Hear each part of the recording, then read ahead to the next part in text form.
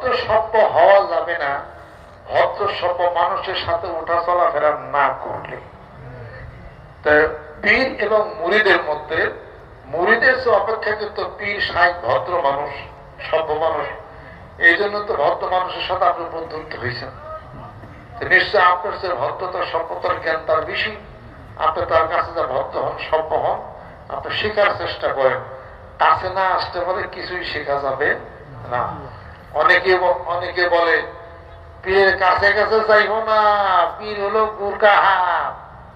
গুরকা half ছিলেন না? গুক্কই সাপ। পীর হলে আগুন, অত কাছে যাইব না, পুইরা যাইবে। পীর যদি আগুনই হয়, পুইরা যদি যাও না, তো মুড়ি ধর ঠেকে আছে। কথা ঠিক করেন। আর পীর যদি গুরকা হাফই হয়, সাপের কাছে যাওয়ার ঠেকা কি আছে? পীর